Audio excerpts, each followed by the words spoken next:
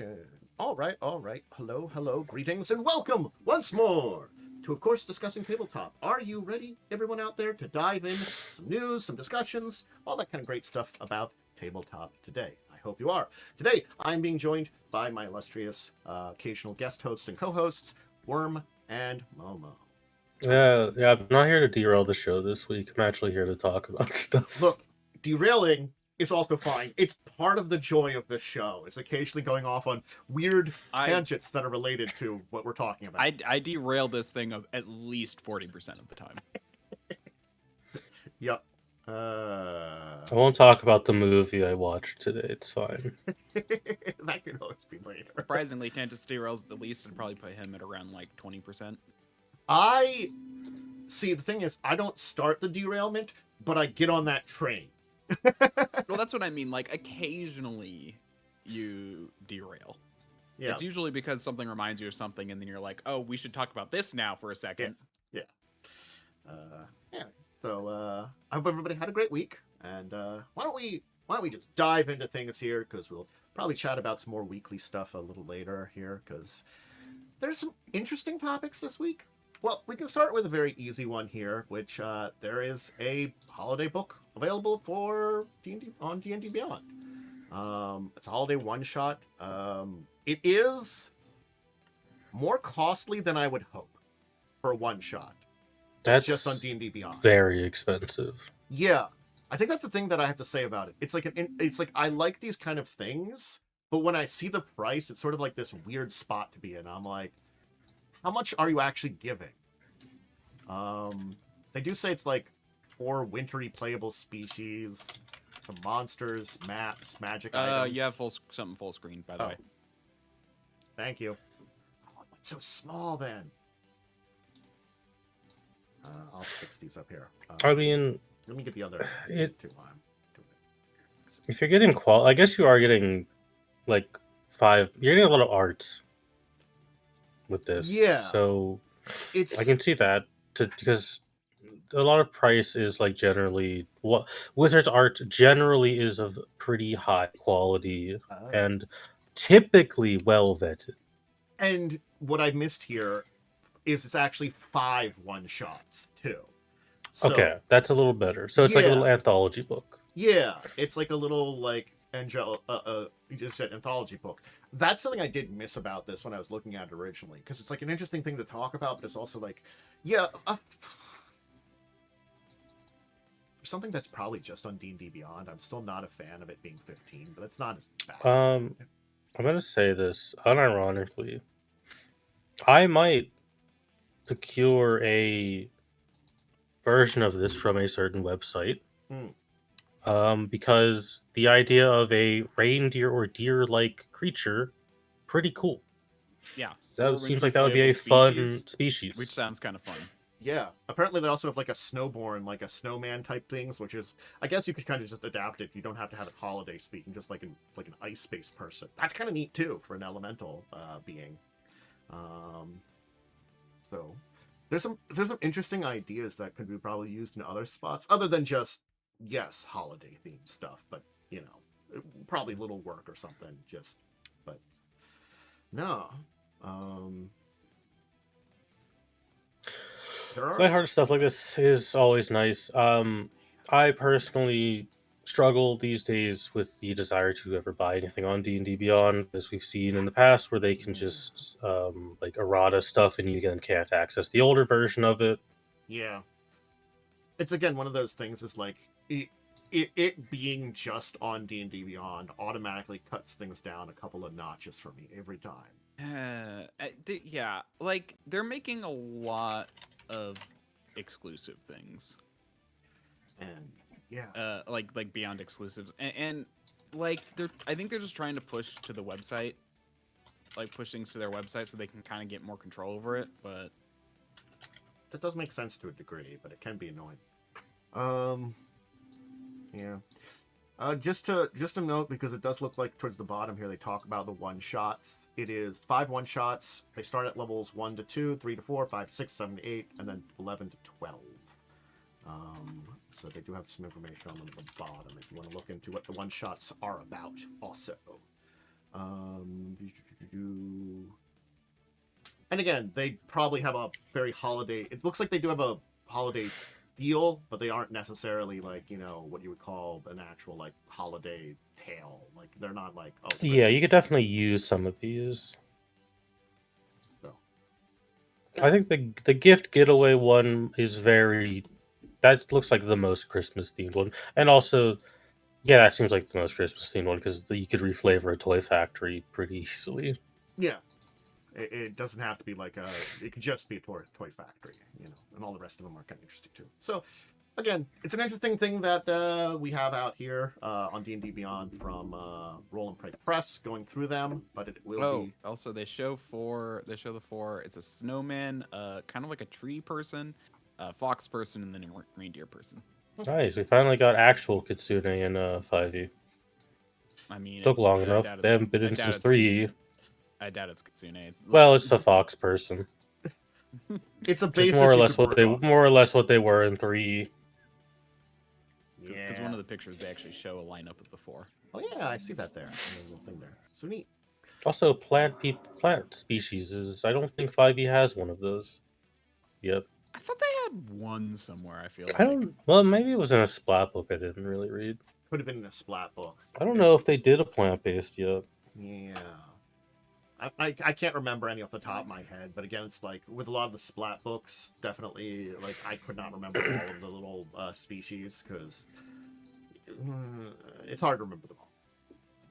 So I do want to kind of transition this away from this to talk about something which is an interesting topic, which this is news I missed. Hello.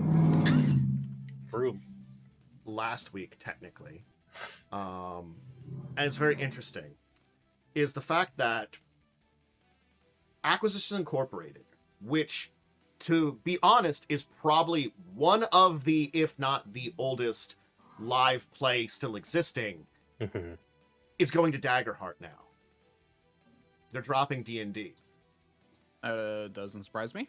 Makes sense from a business standpoint. I know, but it's like one of these things is, I missed that, and that actually is something pretty big. That's huge. That's really significant news. Yeah. Yeah. I think we're gonna see a wider shift away from 5e and live play stuff over the next couple of years. I think it's the thing that I heard some people talking about, especially around this, is that while there's a lot of more options and things are a little shattered, it's that where a lot of the other games over the course of these years haven't really captured on. You've got audiences for them too. Like you've got audiences for all the different splinters, for Pathfinder and stuff like that. Daggerheart has captured some real momentum in comparison to many of them, probably because of that Critical Role connection, honestly. Yeah, there's the built-in fan base, there's the built-in word of mouth because it's attached to this beloved live show. Yep. So it's like this very much so, more than many of the other like rivals now, is actually kind of becoming a true threat to D&D in this age. Like it's definitely gonna rise. It's definitely bursting into that market share a little bit. Okay, 1 second. I just looked through all the endorsed things, including like some third-party things that are like officially endorsed on D&D Beyond, including all those races. This is the first plant one. Okay. Yeah, I didn't think they had a plant one. Okay. I could have sworn they had something, but it's one of those things is that like when we talk about older ages with like 4th edition, that was the birth of Pathfinder and Paizo, but that was a different age. This is yes, we're getting into things like Acquisitions Incorporated during that time, but that was still fairly niche. It wasn't until 5e and Critical Role that things really burst out in the tabletop scene, and it has spread that much. So while at that time I could say Pathfinder was a big competitor with D&D, Pathfinder's been solid, but it's never risen to the levels of 5e ever. I'm gonna be honest. Playing even Pathfinder 2e, I can tell you, it's got a very different feel. Yeah, it's not meant to be a replacement for 5e, like Pathfinder was for 3.5. I think that's another thing like of why will never get that 2E like is its own beast. yeah, that think- top tier. One of the big problems with Pathfinder's small side tension is it has a reputation associated with it that is on the surface level somewhat negative of, oh, this is the one you play if you want the big crunchy numbers. And that doesn't appeal to a lot of people. Yeah, I'm gonna be honest. There is the trying to think. Well, while you think of your thought, I'll say what my thought was is that is true to a degree, Exactly. but it's like one of those things is like its reputation for crunchiness is probably a little bit extended more than it needs to be, even for first edition. I'm not gonna lie. Far more of an issue with first edition than second edition. Yeah, first edition also had that reputation to begin with, and it is bad, but it's not nearly as bad as it could be. But again, just being bad in the general has a bad reputation. Yeah, I mean the whole thing about 2E and the reason it doesn't quite fit, like they did not make it to be a competitor for 5E. They did it as an expansion of their Pathfinder 1E into a way that was more modern, in the same way 5E went, but not quite, in the same direction. And it's very much more combat focused. You still have that really big focus on like tiers of play, because it's like, it's not like this universal thing like the other ones are tried to be nowadays. It still has that solid progression. Exactly. So yeah, numbers still get big kind of needlessly. I think you could actually do a lot by like I actually was thinking about this, like probably a real easy way to make Pathfinder a lot simpler is to do the variant rule where you get rid of level adjustment to things. All right. I think it's oh. Is it broken already? No, it was a problem I knew. It's because I was trying to like open a bunch of stuff. I'd minimized Discord, and I was like, that is indeed an issue. Yeah, so everything's black when it started up. Yes. Understood. I hate Windows 11. Hate it. I hate it. So do most people. Anyway, we were at something. We were talking about something before I continued to be screwed by Windows 11. Acquisitions Incorporated thing. There's the lack of moving away from 5e and stuff. I think the big thing I was also going to kind of say in as this is it's that kind of thing that we also keep getting more and more confirmation that 5.5 has not nearly been as successful as Wizards keeps touting.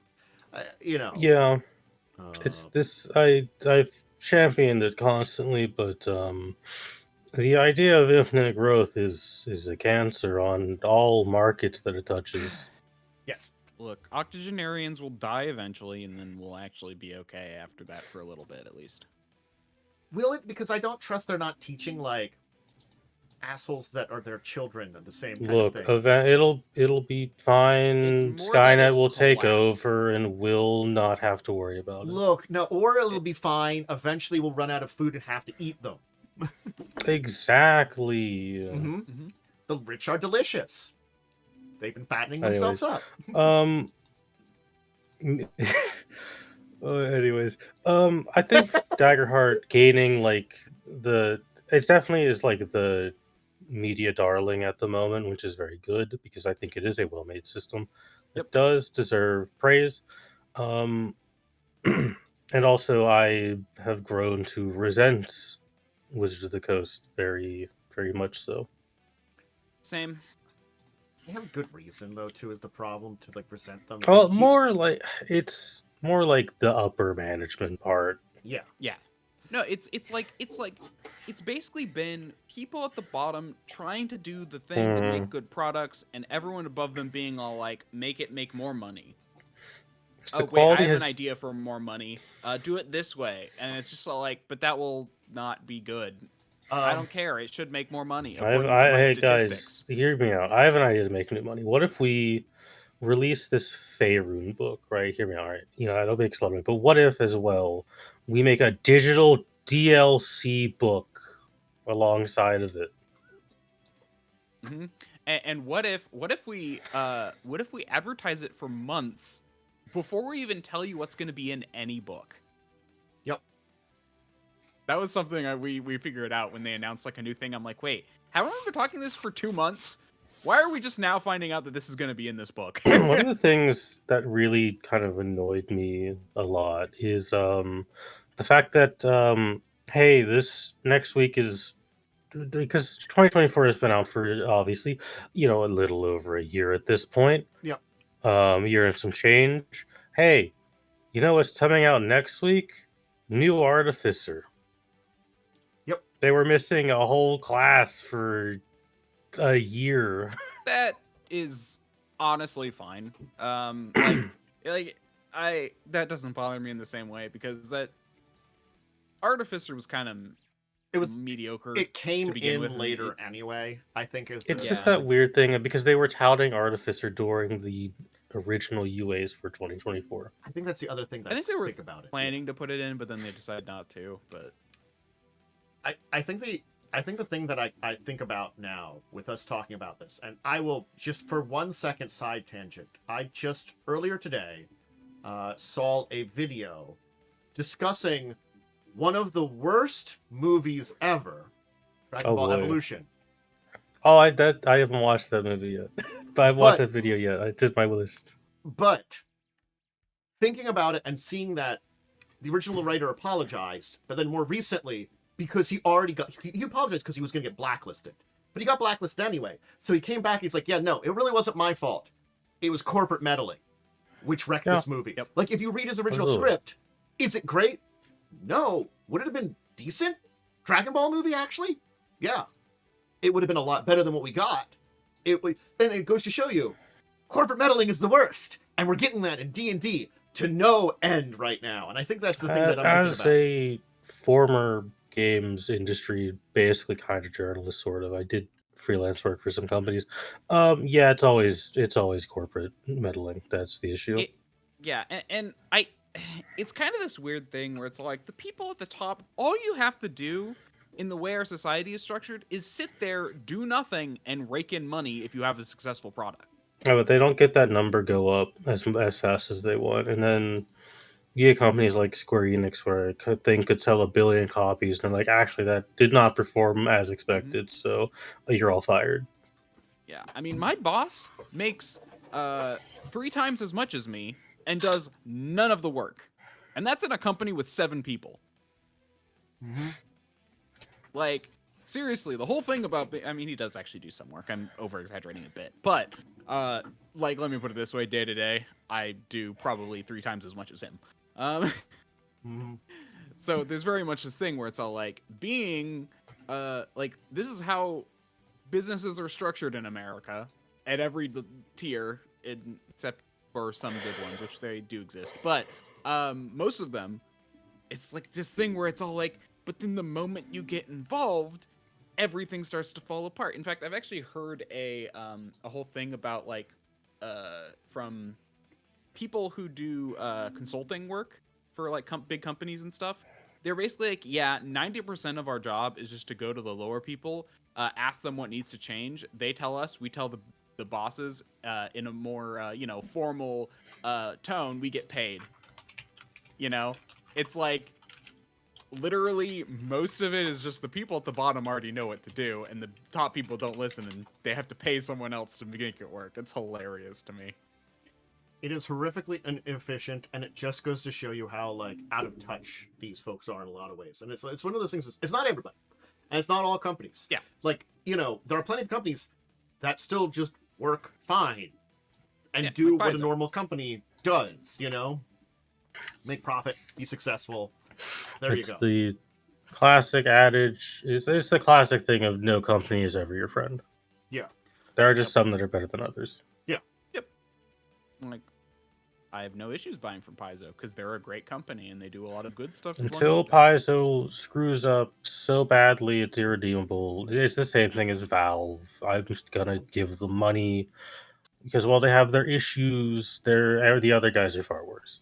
Yeah, it's one of those things that's comparing a lot. There's a lot worse, and I think that's the thing is, the tabletop industry actually is pretty good. There isn't a lot of overall, a lot of the problems that we see.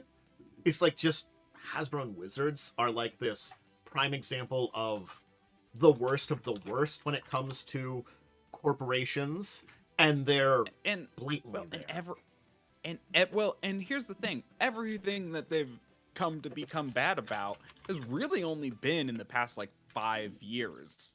Yeah, is their downhill trail, and yeah, so it's not even like they've always been this horrible company. Have they always been great? No, they were pretty neutral up until recently. I think it's also like 5 years in business is not that long. I think it's also like the fact that Hasbro's a dying company and is only being kept afloat by Wizards, D&D Magic, and a little bit of Monopoly Go.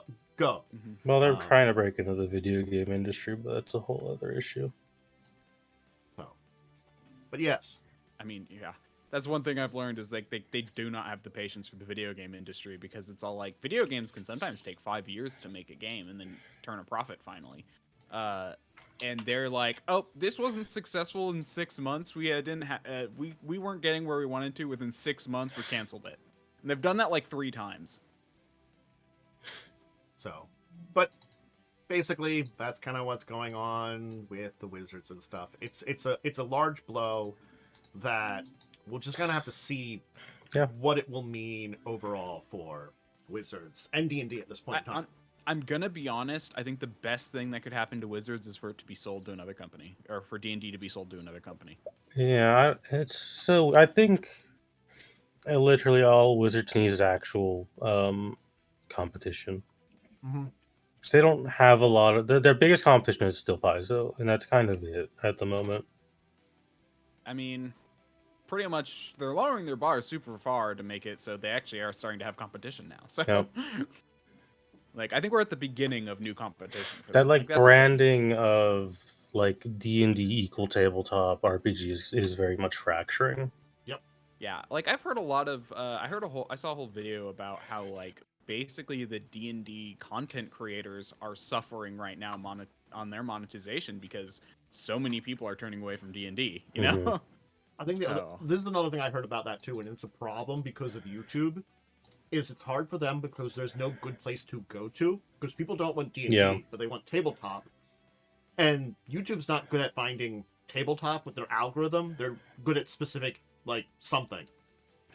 Yeah, like Pathfinder, D&D, Daggerheart, yeah. So the fracturing community is bad on people making content, but people want content. It's a mess. It is a mess. Yeah. Yep. It's a thing that, we'll see. Let's see what happens.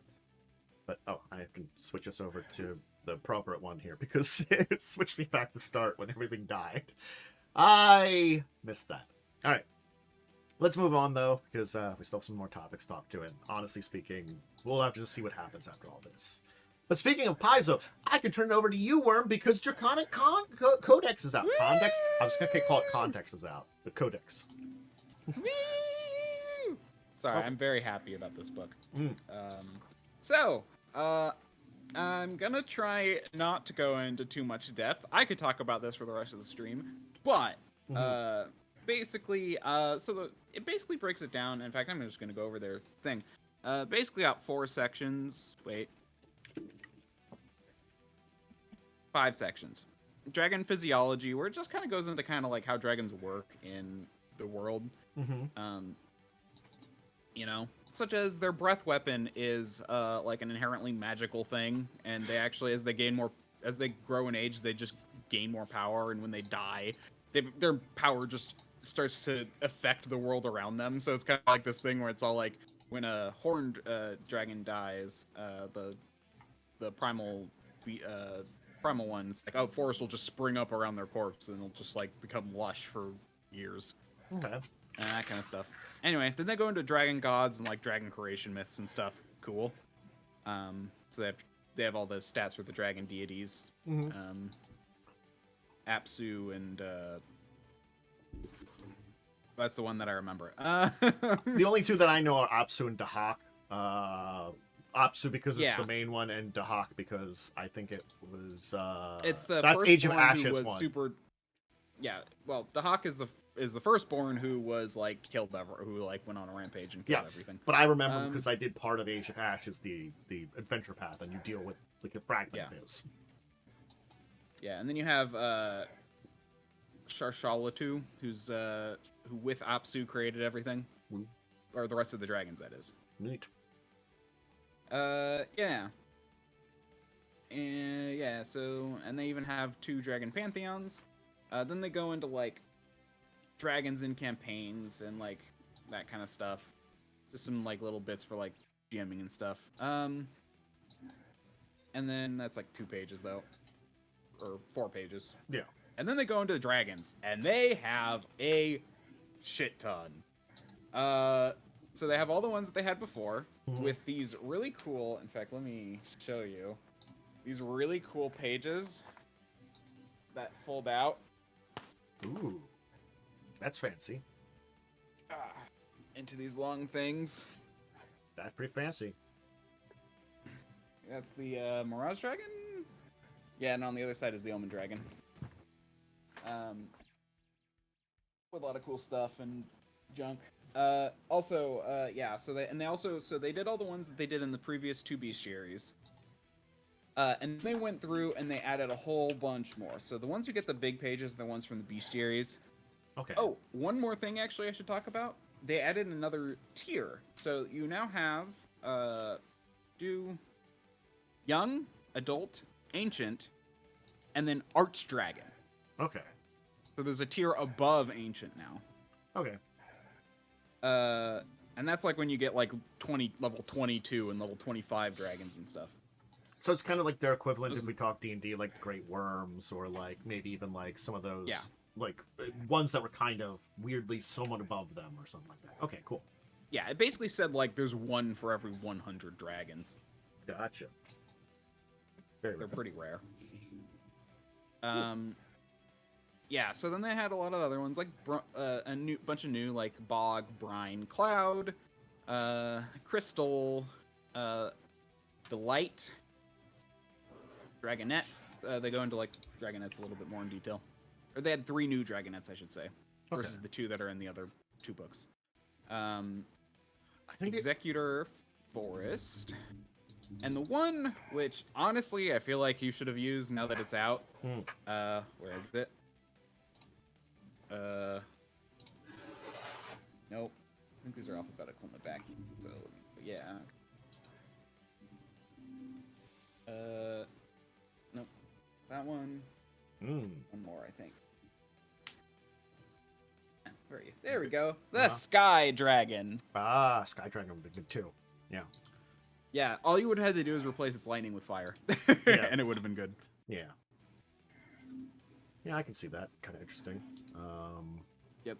Anyway, sadly, this book came out like 3 weeks too late. Yeah. Here's the question.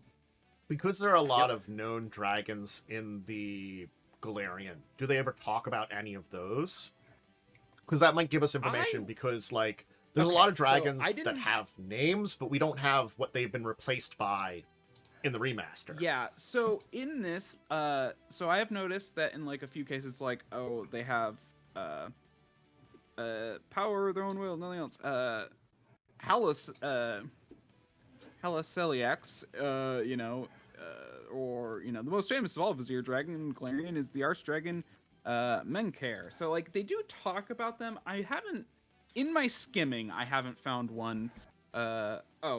Underworld Dragon is, if I'm not mistaken, the dragon for that's. Well, they mentioned Haliceliax. What kind of dragon is Haliceliax then? Oh, Haliceliax is a sovereign dragon. No, sorry, Vizier Dragon. Vizier Dragon. But that tells me because Haliceliax was originally gold. Maybe gold for Vizier Dragons now, or like equivalent to, or most of them are partially. But I guess it might be also dragon to dragon too. It might not be a 1-to-1. Yeah, because, like this is a Vizier Dragon. Yeah, but Haliceliax was from Kingmaker. Yeah. The name what I wanted to look for and I didn't find was Karzat. What was the one from the Crimson Queen? Oh, Let's start with a K. Kazadon or Kazak. Curse Doom. of the Crimson Throne Dragon. What were you in here? Kazavon. Kazavon. Yeah, I was trying to see if I could find Kazavon, and I did not. Kiron is a Sage Dragon. Yeah, he definitely would be changed. Because originally he was a blue dragon. Yep. But what he would be now, I don't know. I just realized that they bolded the names, so I'm like looking for those bold in the entries where they talk about the dragons themselves. That kind of might be an easier thing to, like, you know, if you have the PDF, to, like, the PDF. Actually, that is a very good point. If you give me a little bit, I can probably download it. Okay, well, I'll go into more, and then I'll get back to that, as I sometimes do, where I interrupt the next topic with things I discover. Yeah. So, let's go into the last bit, though. Player options. So, not only do they have a whole thing with Draconic Paragons, so for basically all, this book is literally all the Draconic Paragons for a sorcerer. Like, they literally have this much for every single entry. Oh gosh, it's so much. They have my new favorite playable race, The Dragonet. the Dragonet. Oh, did they say they were going to do that? Well, I found the table of contents online. Oh. Usually that's the one thing that you can kind of get from the Pathfinder Wiki is, in fact, not the best place to get all the information, but it's the best place to start, because they usually do things like have the indexes here, or oftentimes tell you which books to look for. It's very good if you're looking for something. That's a starting point. They also have a bunch of more options for kobolds, so kobolds just get a whole bunch more race options. For them. Then they've got a whole bunch more stuff for Dragon Blood. Yeah, that's nice. Then they have two, just two? Is it two? Yeah, two archetypes. Or archetypes are the dedication things, right? Yeah. Okay. Anyway,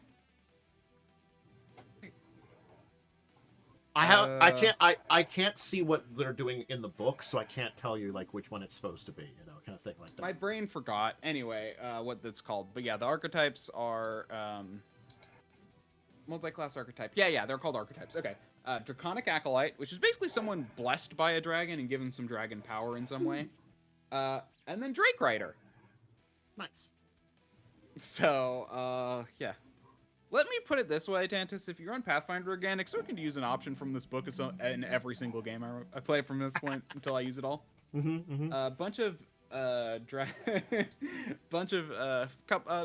two pages of magical dragon items, dragon-related items, and then a bunch of dragon spells. Okay. And then dragon packs for dragon packs. Packs. What are these? Oh, they're items. Oh yeah, that's like a weird kind of item, contract item. Okay. There we go. Cool. They got a lot of very interesting stuff that they've kind of thrown together there, so that's kind of neat. Definitely. Best book they've ever written. So, certainly speaking, I think it is very good, definitely, if you're looking into a lot of the dragons and stuff. I guess it's that entire thing of, if you are looking for what a specific dragon is now, you might want the PDF because it's easier to search for it, but the physical book would probably be pretty cool. You could probably I should have the PDF if you give me like a few minutes. I'll come and look for it. If you want to look up Karzog in the meantime, we can kind of pop on a little bit too. So, cool. Draconic Codex is out now. God, I can speak English today. All right. We should do a little bit of moving on though too, because we can talk about the Abomination's Vault, the video game they're working on, which is very interesting. Yep.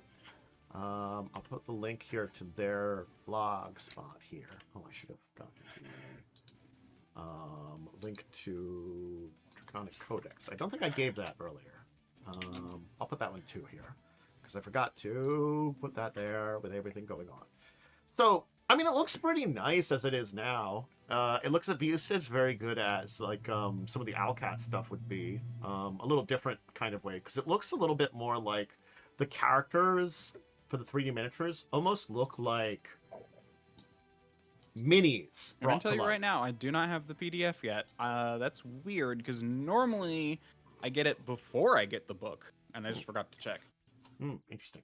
So I'm starting to wonder if something that might be related to something they did with their whole website background update. So if they finally got it up and running, there might be some issues still that are there. Okay. Well, it's more like it may be, you know, they may be refraining from uploading the PDFs for a little bit or something. I don't know. That was my thought. So, like, I mean, I don't know if we have a time frame about how long they're going to take to do this, but the appearance of it looks neat. Like, this is one of those things that I'm like, yeah, as I said, the characters look like they're like little minis you could get. That's kind of neat looking, especially for you're talking about like a Pathfinder game, which is recreating one of the adventure paths. There's some curiosities I have about like how it's played and stuff like that. It's also a hack and slash, more like a Diablo type game than a RPG. Traditional RPG. Yeah, so it's a little different too. And is it that you switch characters, or is it going to be like up to 4 players? I assume you pick a character, and then either there's AI or you could bring in co-op friends. That might be fun. That's my assumption. Like, I'm not gonna lie, a dungeon crawl being adapted to a hack and slash is not necessarily a terrible direction for those kind of adventures, because you're still kind of exploring, discovering, and maybe there are things to find, you know. It'll be how complex the maps are, and there's a lot of questions about the adaptation process there, but it's not a bad direction for it, so I am interested in how well they're going to do this entire thing here. Are there going to be any kind of like leveling mechanics? How are they going to be? Are they going to be collecting? There's a lot of questions I have that they really haven't talked about. But they are going into like a ARPG structure, so it's kind of an interesting direction. So I'm curious. Anyway, cool. One last thing from Paizo, because hey, they're on a roll today, or at least this week. Is we've been announced the next big Starfinder 2nd edition book, which is Galactic Ancestries. So we don't know how many Ancestries are going to be there. We know there's going to be 21 new ones, but we don't know how many total. But, like, I can remember the big book that was in Starfinder 1st edition was, I think it was, God, I was going to call it Alien Archives, but that was the monsters. There was a, basically like a species guide they had. What was it called? Starfinder 1E species. Where was that? Oh yeah, thanks Archives of Nethys. I can look at the books. It was, I think it might have been Interstellar Archives. Was the old one, right? And this one is called Galactic Ancestries. So, the Alien Archives did have a lot of species too. So it was a lot of the Alien Archives, and also Interstellar Species had a bunch of stuff. But the Alien Archives were like monster cores, basically. But I do remember that one of the big things about Starfinder was a lot of weird alien species selections. So I'm glad we're getting a big book relatively soon. It's coming out April of next year, and that's not too bad from the original release of having a bunch of different things. It will have some familiar favorites too, like the Vesk and Shirins, which were big in the original Starfinder, are coming back. They're going to have some updates to things like gnomes, elves, and goblins, so it's a lot easier to adapt a lot more of the direct fantasy species there too. They're apparently going to have a gapped touch versatile heritage, which is kind of an interesting one. And then, a bunch of different species that they have. Now, apparently one of them is you can play a miniature blazing sun called a Novian. I'm a sentient mini star. That's weird, and I love it. The power of the sun in the palm of my hand. You are the power of the... Hi, I'm a sun. Nice to meet you. Don't worry about it. I'm speaking your mind. I don't know. I know I give it a high-pitched voice.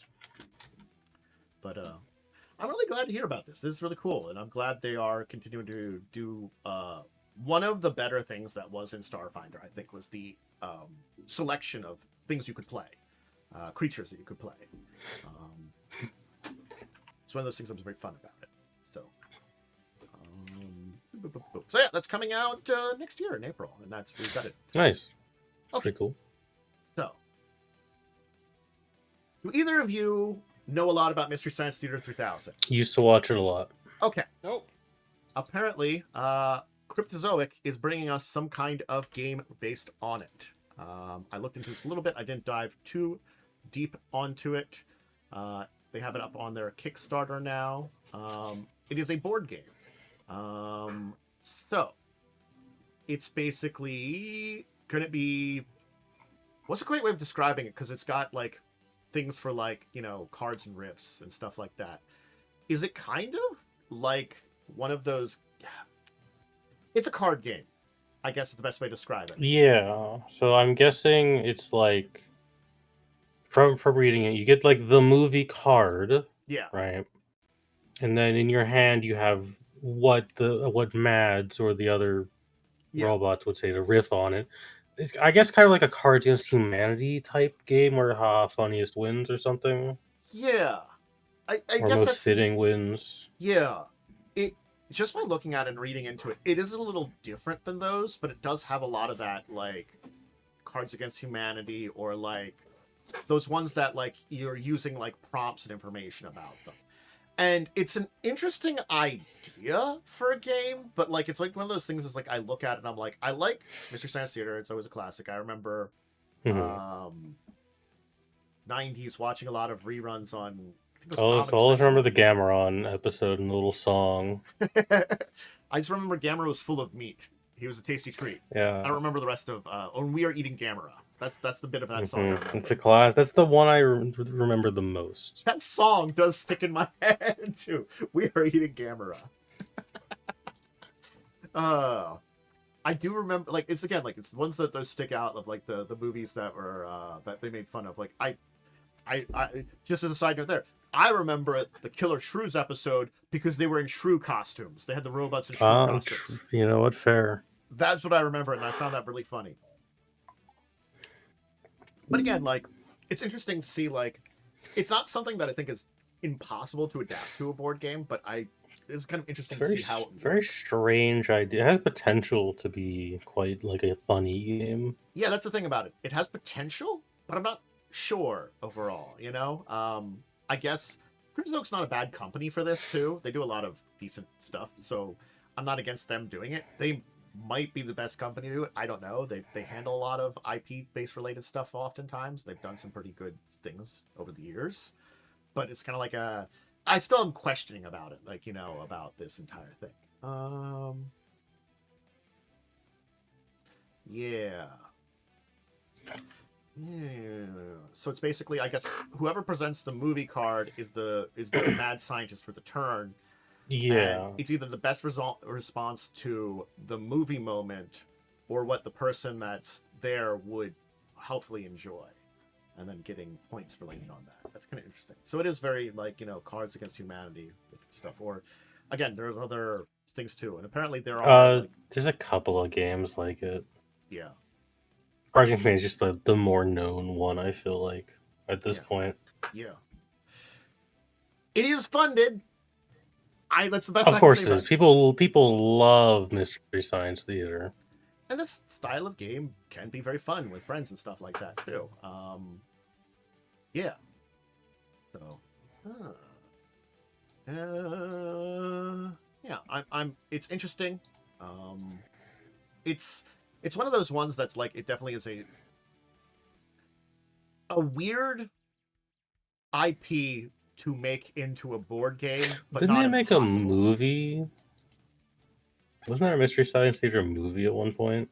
There was, which was very weird because it was a movie about some people that did make fun of another movie within it. Yeah. There was more to it. It's not like an IP that is unfamiliar to weird concepts. Yeah.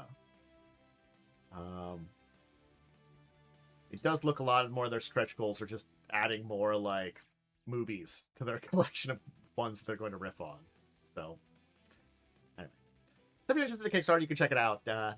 If you're a fan or interested in this type of game, it might be a different one of that formula style. Okay. Hey, Worm. We got a great one for you here. Traveler related. Okay. Oh, cool. I'm gonna tell you right now. I did not find Kazavan in this book. Okay. Figure out why things aren't here on Paizo's website later.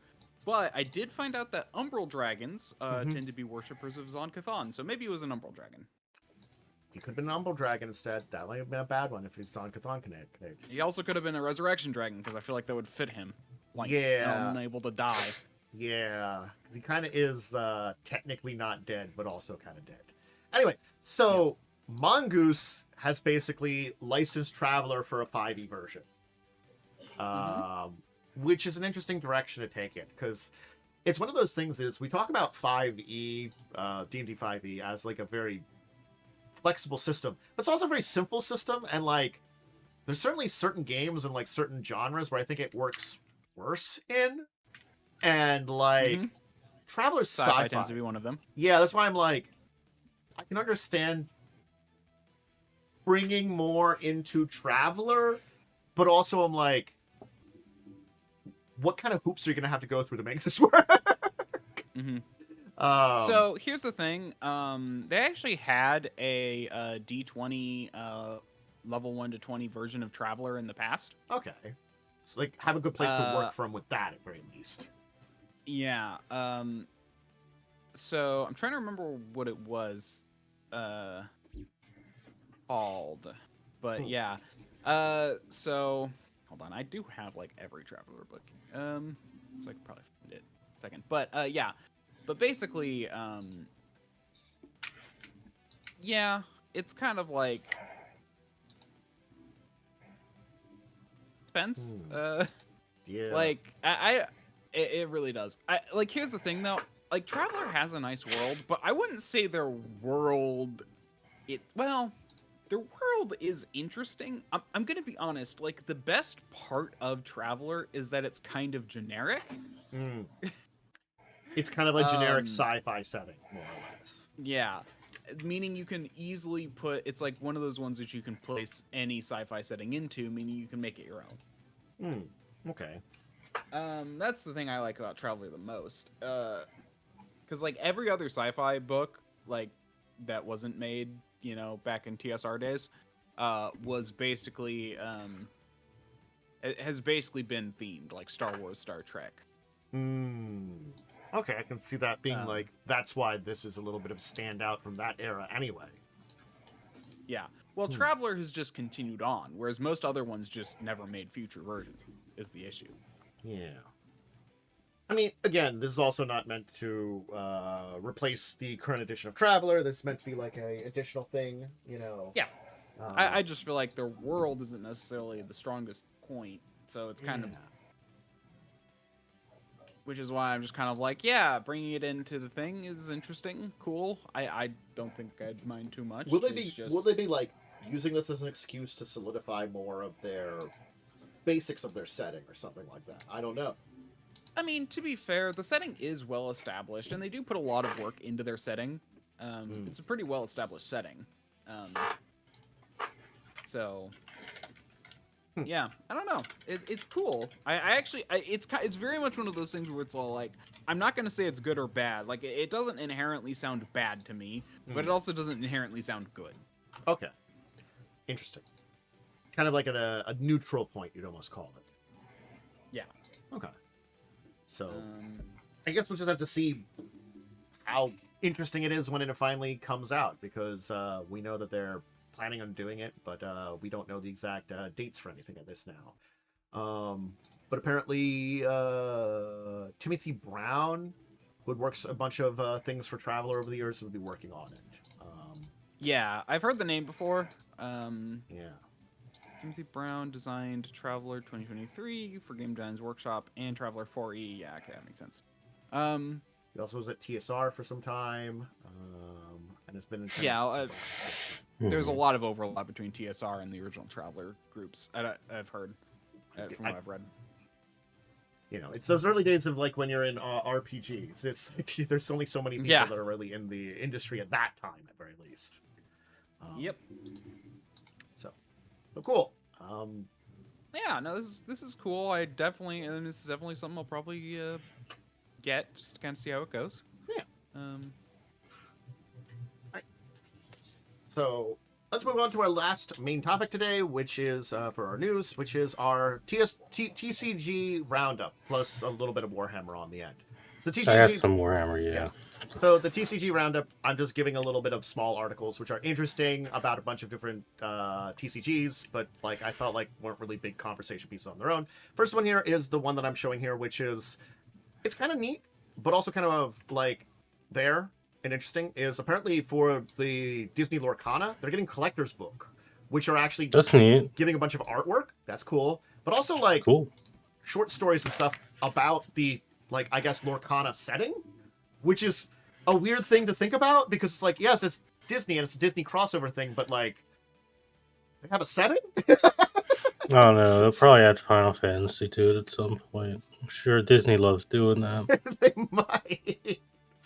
So it's gonna be like art, new short stories and stuff, and like some Easter eggs and kind of stuff like that. So it's an interesting thing. So that's the first of our little rounds up here.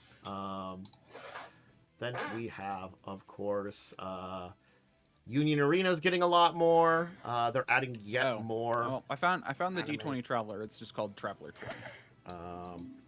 They're getting they're apparently getting for the Reincarnated Slime series a double size set, which I like. How many animes are they going to add to Union Arena?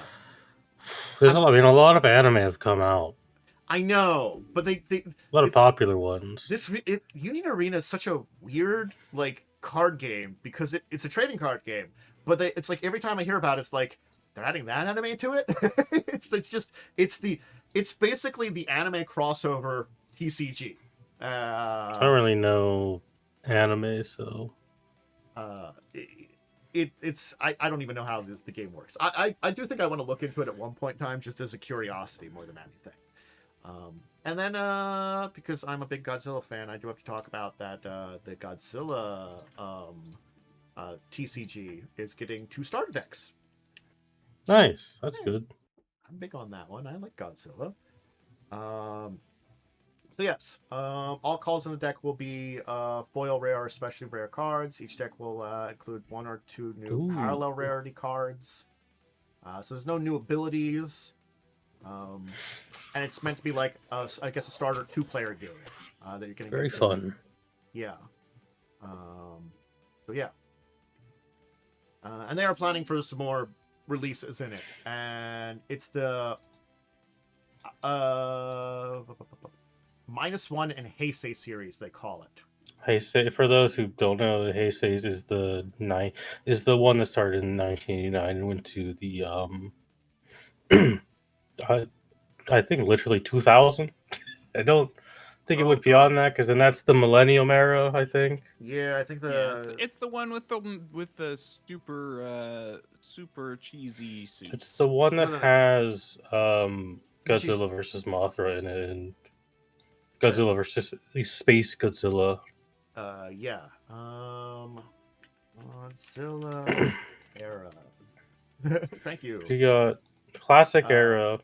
It was Shows. You got the Showa is the silly era. Showa is the silly era. Heisei is the one that started with Godzilla 1984, which if you watch the American version has Raymond Burr in it, being brought back from his, being in the original American version of Godzilla. And it ends up with Godzilla vs. Destroyer. Millennia era is then weird one, and the new one is the Reiwa era. So I'm guessing it's like, really, I'm not gonna lie, the new era and the Heisei era are probably the more popular nowadays. Like Heisei, Godzilla vs. Destroyer was really good. I love that movie. They're more serious films. Well, for the most part. Yeah, the Millennium era. Some of them are weird. The Millennium era is wacky and goofy. Millennium era dips between serious and goofy too much. It's like it's why Godzilla was a very dormant franchise for a while. Millennium was just too weird. And then So we got Shin Godzilla and then the 3 bad anime movies. Yeah. So that's our little TCG roundup. A lot of little like things which are kind of interesting. So what do you have for us when it comes to Warhammer? So I got a couple of things. I'll start with the smallest one. It's Grotmas. We are entering the holiday era for Warhammer, which means on the Warhammer website, if you're interested, every day a new article is posted for the Grotmas calendar, which can include things from little nice painting guides to short stories to fun, free unit abilities, or what are they called? Detachment rules. So it's just a fun, like, free thing they like to put out Nice. every Christmas. 2 other things. Well, I guess 3 other things, technically.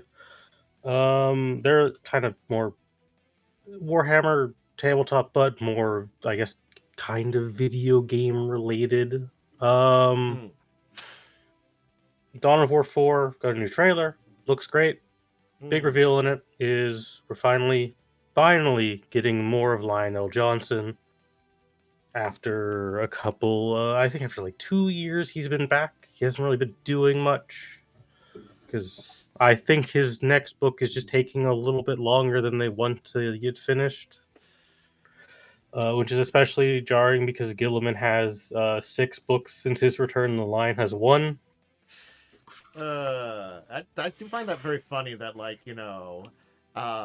they've, like, they've got both of them back and kind of focus on, because I guess, like, you don't really write, I guess you could, but you don't really write books with the Chaos Primarchs. They're just kind of probably used they're always like the antagonist of a book. Usually if you're reading from their perspective, you're reading the Horus Heresy.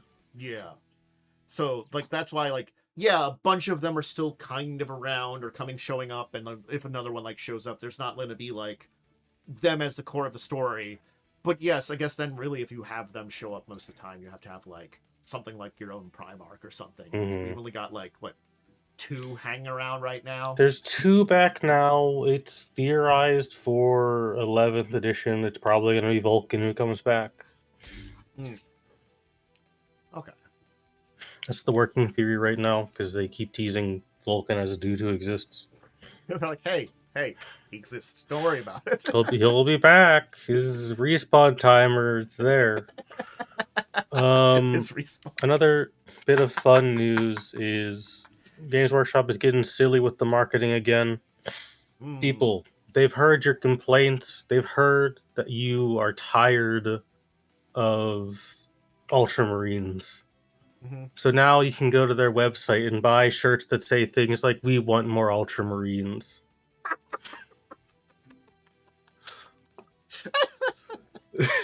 That's just I don't know what to. They're just like they're just really messing with. They're getting a little silly with marketing.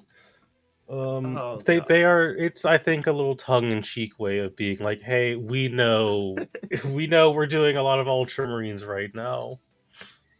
Is there a link for any of this? It's all just general stuff on the Warhammer website. I do have a link for 2 of the more video game related things.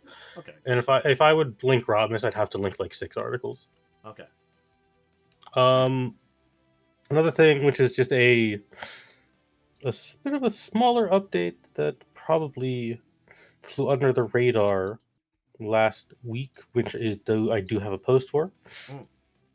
Space Marine 2 is getting a new PvE mission where you go to a void ship overrun by the Tyranids. Interesting. It also has added in the Blood Angels into the game if you are an owner of the Season Pass. Otherwise, you will have to buy the DLC separately if you want to play as your Blood Angels. I think they look cool as hell. They're big gold armor. The cool Sanguinius death mask. Very cool looking dudes. Yeah. We got a companion reveal in Dark Heresy for the Ogren Cog. Okay. He's what everyone kind of expected. He's a melee character. He's a big guy. He's an ogre, big guy. He gets big gun and big stick. He big gun, he smash. He have big heart for Emperor, but smash. Yeah, for Emperor. not surprising what he is. And then this is a weirder link. This is from Steam Community Updates because this is the only place I could find this posted. We have a in-depth dive into the investigation system for Dark Heresy, which is coming out in alpha relatively soon. Basically, yeah, you find clues and you solve mysteries. The thing I find most interesting is the way they describe it. Sounds like the game will not hold your hand, and you yourself have to put the pieces together and solve the mystery. Interesting. By examining clues and journal entries and things. Okay. And of course, naturally, as you are a High Lord Inquisitor, your judgment is never wrong. So regardless of the outcome, you're correct. Of course. You're always correct.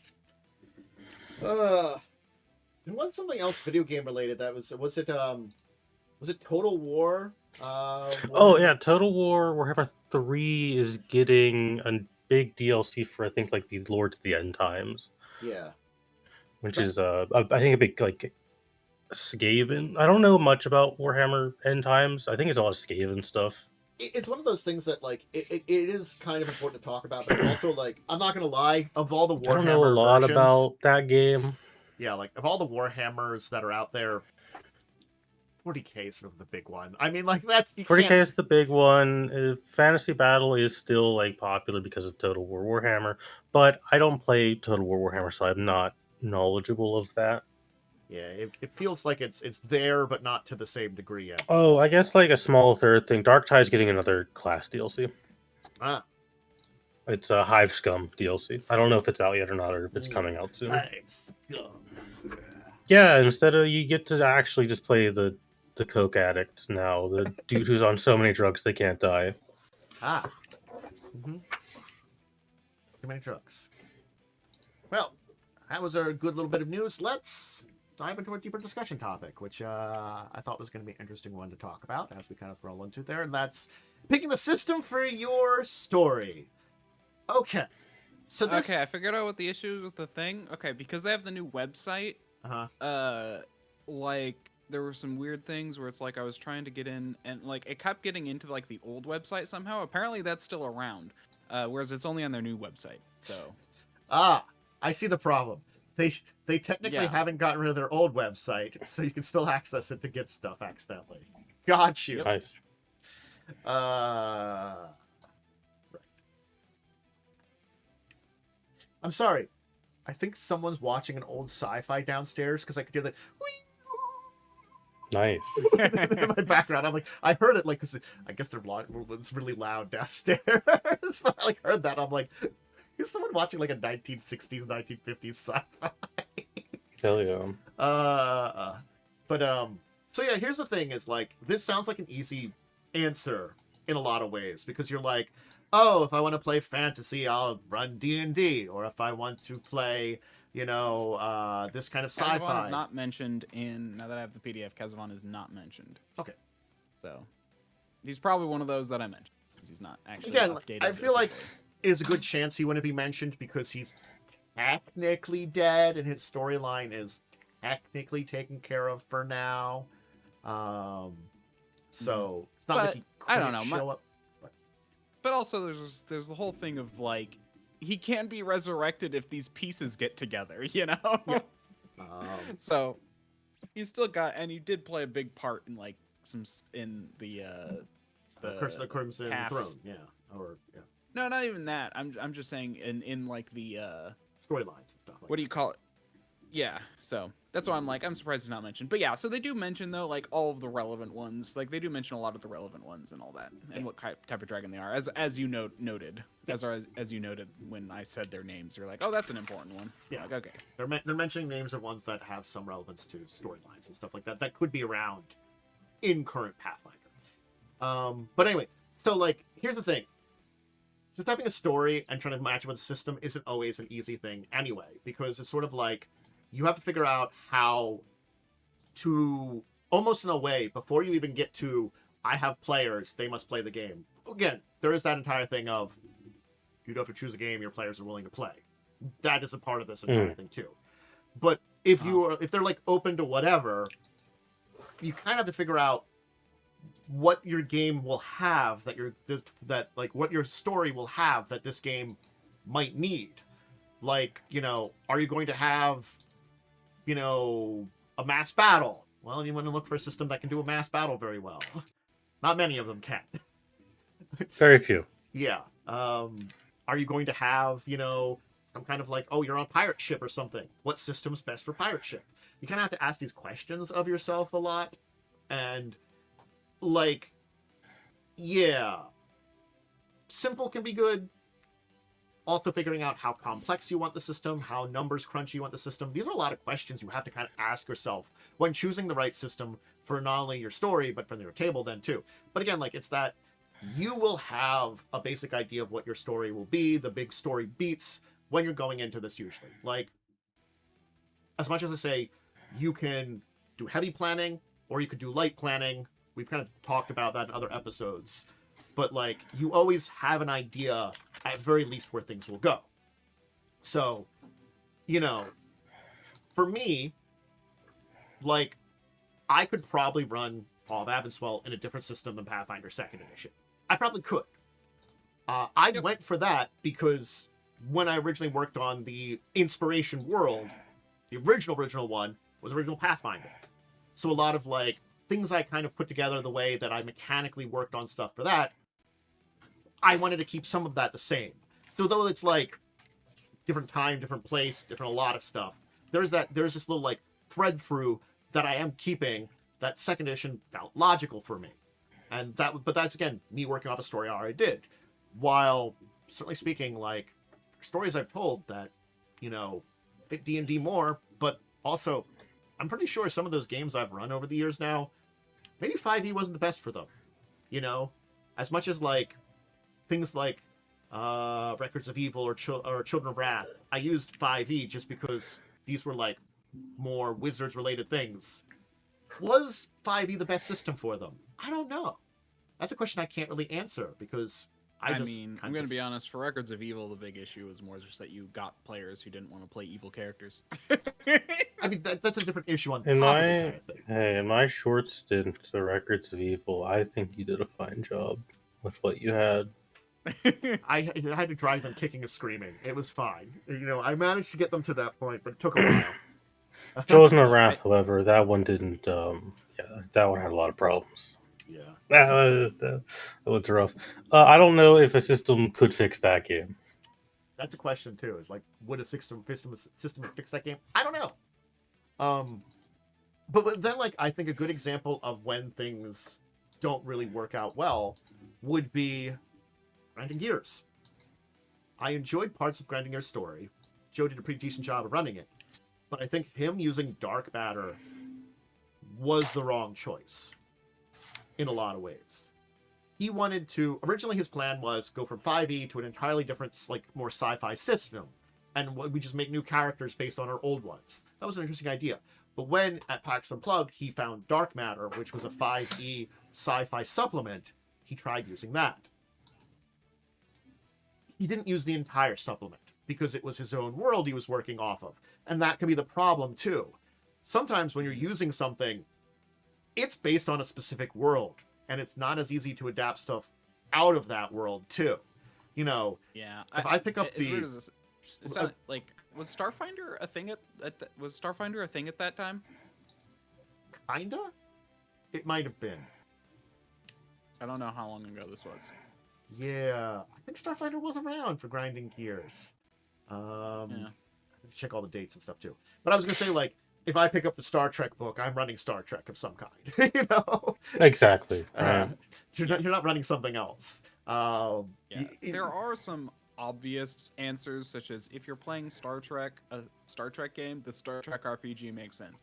If you're playing a Star Wars game, the Star Wars RPG makes sense. These are designed for those systems. Yep. Yeah. Now, it gets a little spicy because I do want to bring in the topic of an existing IP with many tabletop games. Warhammer. Yes. There's a lot of Warhammer tabletop RPGs. And those, you're going to have to really think which one you need for your game for those, because they're all very different. I think it's, in a lot of ways, it's sort of like World of Darkness in a lot of ways, or Chronicles of Darkness, where, like, maybe you have a story to tell in a dark way, but which chronicle, which world you choose makes a difference. Am I doing a vampire story? Am I doing a werewolf story? Now, granted, like, sometimes your story is very obvious for that. But telling a story in a modern-day setting can have these times where these things cross over in a lot of ways. And I'm not going to lie, Chronicle's a little bit more compatible, but, like, World of Darkness, they're semi-compatible, so you're not really, like, wanting to mix them if you don't have to. It's really like, you mix them when you need to, not when you want, well, not normally. It's like, for the story reason, I need to do a little bit of mixture here, but I don't want to do that on a normal basis. And like, yeah, you say there are a lot of Warhammer RPGs, and like, I get like there's, you know, are you saying the difference between like Dark Heresy, Rogue Trader, Death Watch, those kind of things is different? They are because specifically Death Watch is meant for playing Space Marines, Dark Heresy is meant for playing Inquisition agents, and Rogue Trader is meant for playing normalish people. Yeah, I do know that. And then Black Crusade is Black Crusade is you want chaos, and Only War is the guard game. Yep. Yeah, but they are all kind of compatible. They are to a degree.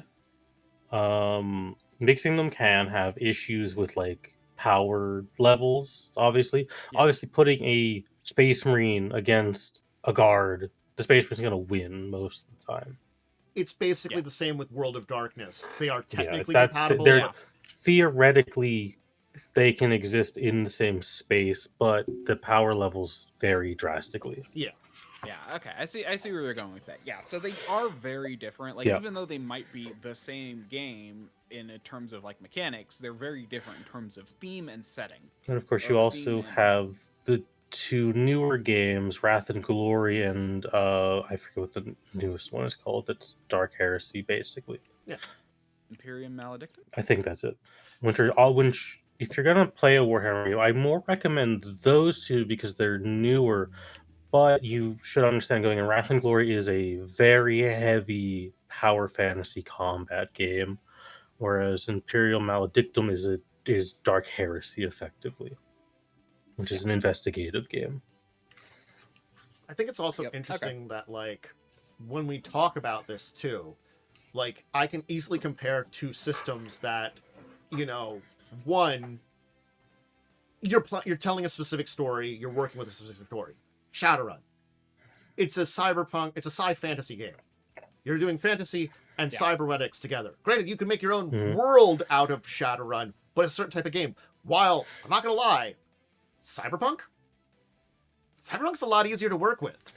It is. And here's the weird thing about Cyberpunk that I've learned recently. When 2020 was being published, there are a handful of splat books for it that are fantasy adjacent with magic and stuff.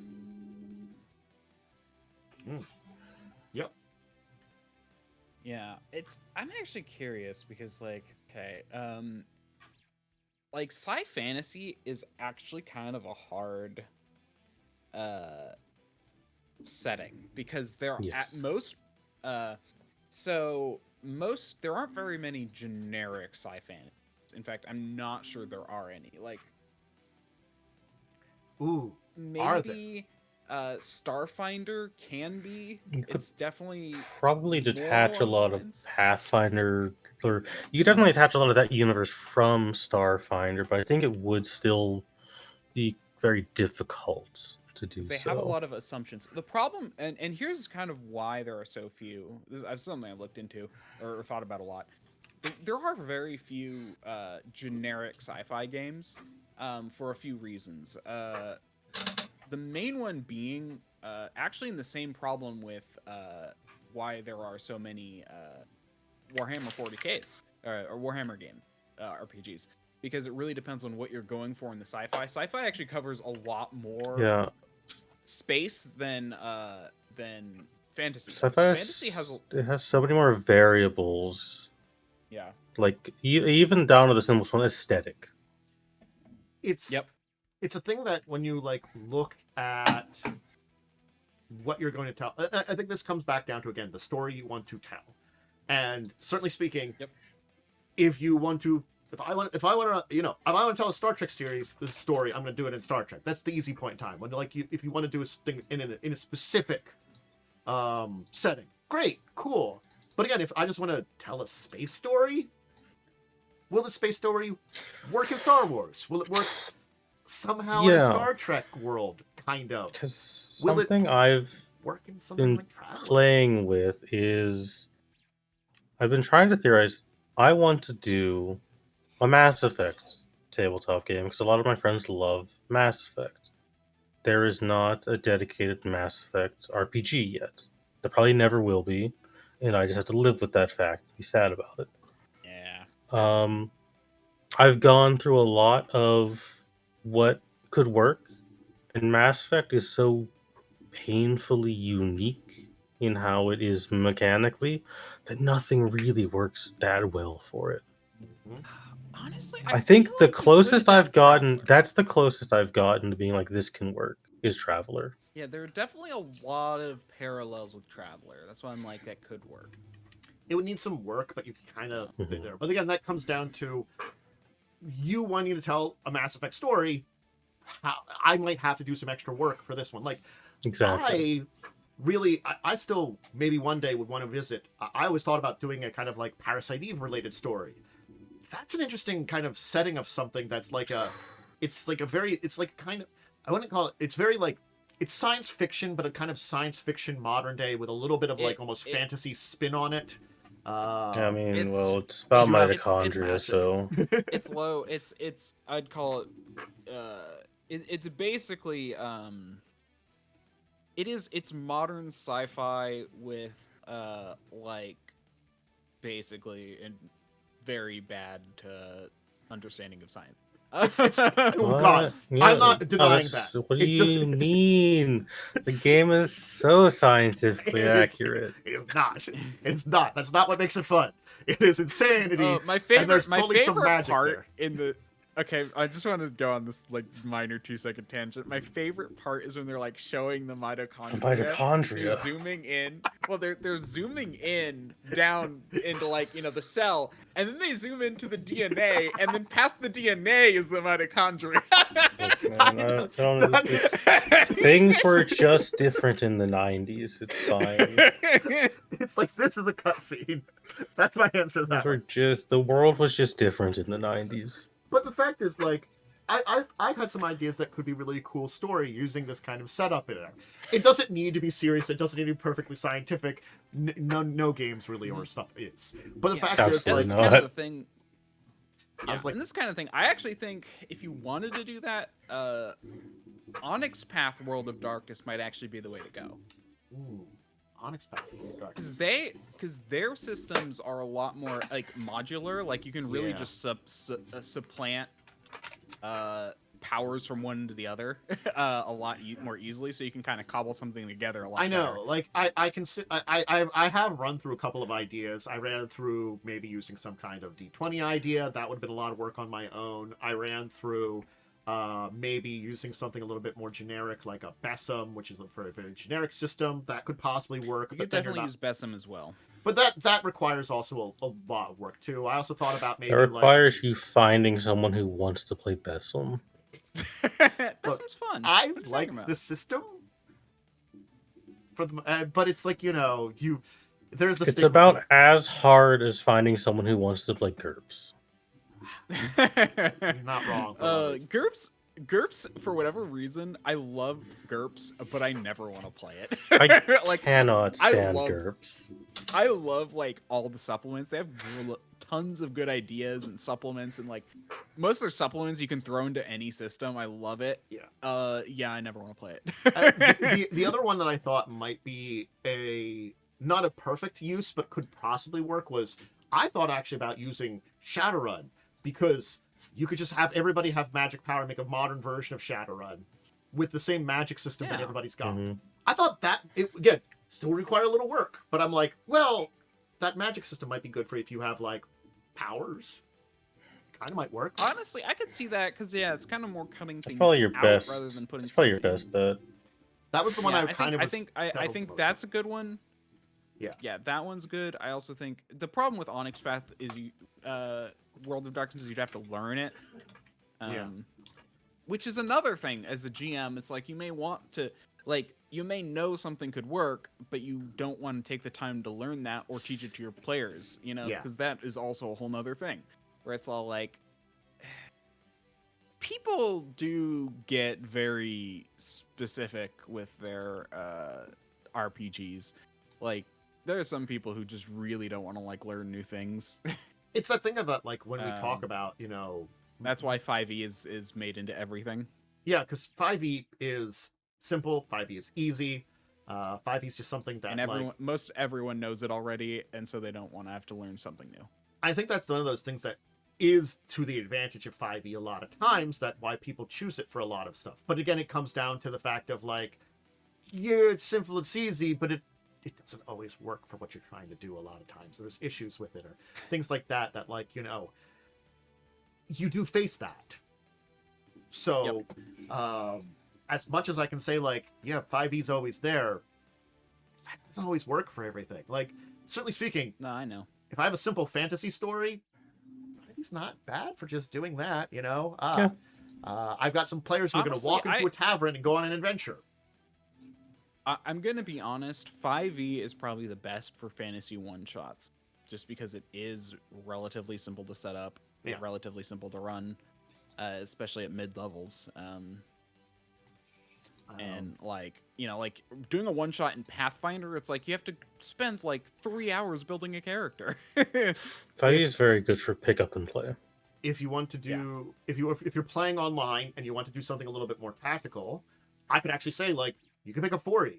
4e has a problem of there isn't a lot of character stuff built into your player character, but if you and your players work well together, you can add that. Yeah. If you want that's not a problem. If you want to spend 4 hours doing one fight, 4e is great. I do love 4e. So true. It is like that though. Sometimes. That is one thing I have when looking into 4e. Basically the combats take forever because it's supposed to be so tactical that you kind of have to have room for options. There really is a lot of that too, but again, there's a lot of games that are like that too. I can't complain too much. High Pathfinder 1e. True. Oh god. Pathfinder 1e, if you want a lot of crunchiness and a lot of options, but you want to deal with the fact that it is an older system, you can do that one. But there are a lot of options there, and that could be what you need. If you're not afraid of some numbers, Pathfinder 2e might be another thing. There's these options you can explore in the Switch with fantasy. Yeah. I mean, I'd say if you're afraid of numbers, Pathfinder 2e is a good option. Pathfinder 1e is if you're not afraid of numbers. Oh, that's right. 2e is if you're not. You're a little afraid, but you can still deal with some numbers. It's kind of that in-between point. Or, now we have things if you don't want to do a lot of number crunching and you just do a lot more just character-related stuff, hey, Daggerheart now. That's a lot more role-playing heavy kind of system. If you just want to do pure fantasy role-play. More than anything. What's really interesting about Daggerheart also is that it is kind of as adaptable as 5e. This is something actually you don't really think about. It's fantasy coded, but it does also have some it does have some things in the back for how to code it to oh no, this is now technology rather than magic. Yeah. So and again, the very myriad of offshoots that have occurred now since all the crap that's happened with D&D, you got some options that you can kind of look into, especially for now for fantasy, that are things that if you kind of still want to keep simple, but maybe go a little bit different here and there are some choices out there that exist. We're at a good point in time to have options. If I want to run a Western game, I'm sure I can. It used to be just what Deadlands was. There's a couple now. Deadlands used to be the only really big one. Yeah, but now there are a couple that you could choose from to do Western. Noir, there's some things for that. A lot of genres or types of stories that you want to tell. there are options for it. If I want to tell a, various period kind of things, or even if it's in my own world, a various type of period. Like if you want to tell like a very early, noir, World War I, World War II kind of era story in my own world, there are games that allow you to tell those kind of things. There is many options that you can adapt from the basics, or just use these settings sometimes too, and just put your own shit in there. That's not necessarily an option. It's like, hey, it's like I can go over there and take like, Forgotten Realms. I can go over there and take Faerun. And I'm like, hey, over there's Waterdeep. We're not going over there. We're going over to Bumfuckleberg, right over here next to it. No one knew about that because it's a tiny town. We're visiting it and having an adventure there. There you go. Those tiny towns aren't mentioned anywhere ever. You can just make one up. Don't call it Bumfuckleberg. It's terrible. Yeah. Name. So. Yeah. Unless there's a comedy about it. So, and I'm gonna be honest. Something I do is basically surprisingly often and I'm surprised at how much stuff came up for this, with the exception of science fantasy. But like anytime we're like talking about a genre, I'm like, okay, let me look it up, and a Reddit post comes up about it with like a few options. Like honestly, I feel like if you're confused, ask Reddit. They seem to on r/RPG or something. Yeah. Like, because like I think that does come down to an important point about when you are trying to figure out a system for whatever story you want to tell. You have to kind of figure out what kind of story you're telling. Am I telling a high fantasy story, an epic adventure? Am I telling some kind of sci-fi story? Am I telling something that's like a modern day detective story? Am I telling like a supernatural horror stim? Am I doing like some like Supernatural, like the TV show? Am I doing like an X-Files thing, style kind of thing? Am I taking like inspiration from something like a Star Trek or a Star Wars? Do I want to do a just because it's getting a revival and I saw someone talking about it, the Stargate? Do I want to do a Stargate kind of related thing? There's just so many options that are out there, but you have to kind of like figure out where you're coming from first. And certainly speaking, you can do the opposite of like choosing a system and making a story in it. That's fine too. Like, I really want to run D&D. You're going to come with a fantasy story. I'm not going to lie. That's it.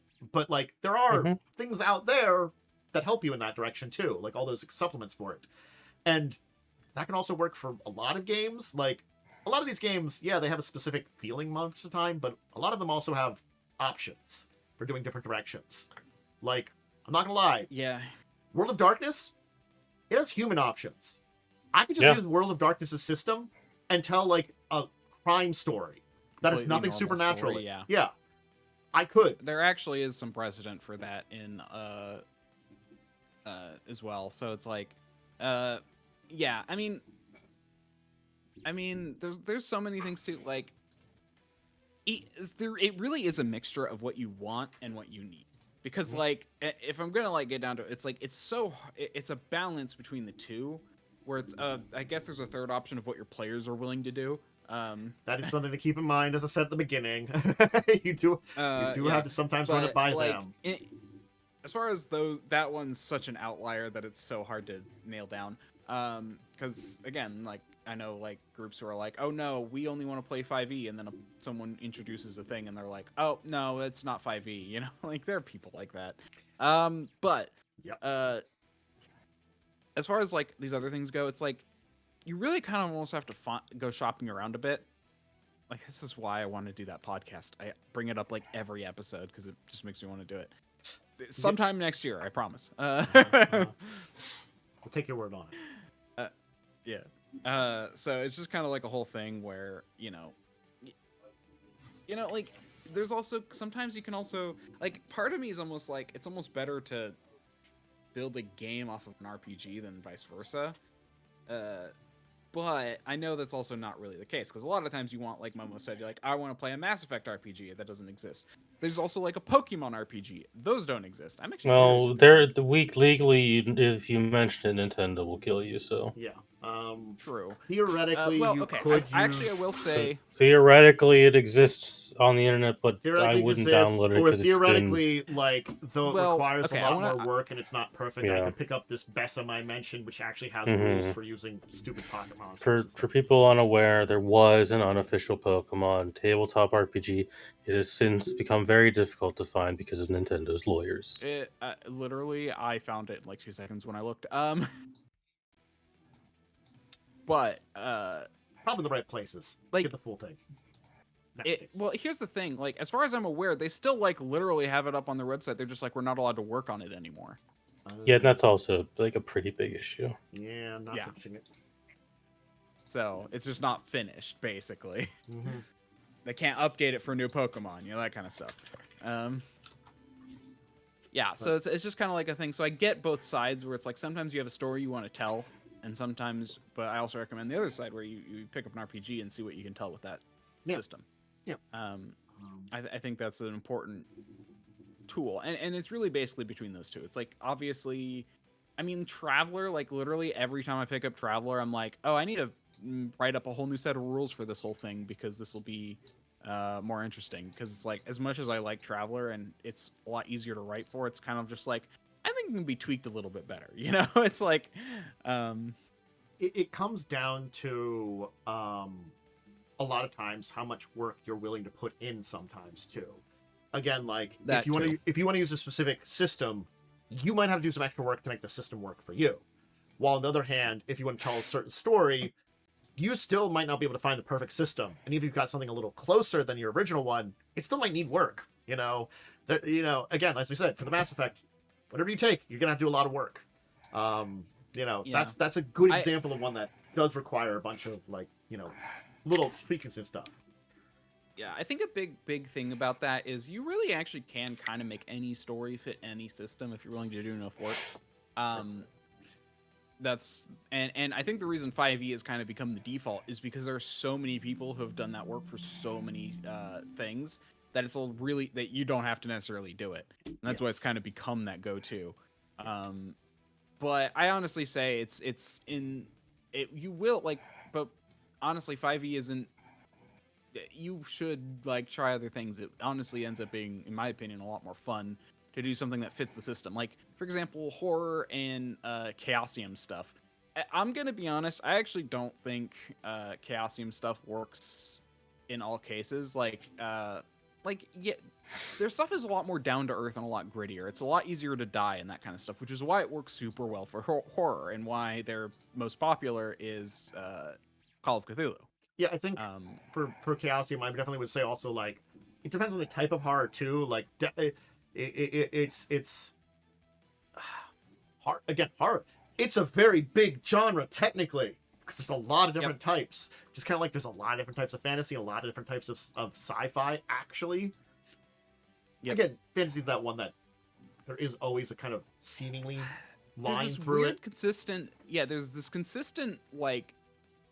There's this consistent string that ties fantasy together a lot better than a lot of other things. Like, almost everything else is, well, and horror I feel like is kind of in between sci-fi and fantasy in terms of its ability to be coherent. But that's the thing. If you don't want to do Call of Cthulhu, obviously, because that does have a specific feeling, I feel like basic roleplay would actually be a good one for horror. If you want a fantasy setting where it's very much more gritty, there's something like Dungeon Crawl Classic, which is basically old AD&D updated to modern things where you're going to have a lot of characters dying. But that's the kind of thing. It's supposed to be like a gritty, like, more ordinary people rising to become heroes. Maybe a bunch of those ordinary people do end up dying along the way before you can get that kind of team together that can face the great darknesses or hordes. It's been a while since I've talked about it, honestly, but like if you want to play something where you are very interesting legendary heroes to begin with, you go to Earth Dawn. Earth Dawn is all about becoming legends and using weird legendary magical powers and stuff like that. It's a interesting system, but like I haven't touched in a while because it's a expanding dice system. Basically, the higher ranks you get, the larger the larger dice pool you get of like sets of dice. You might start with D4 to D6s to like maybe rolling 3D20 at the end. You know, kind of something crazy like that. That kind of system. Anyway,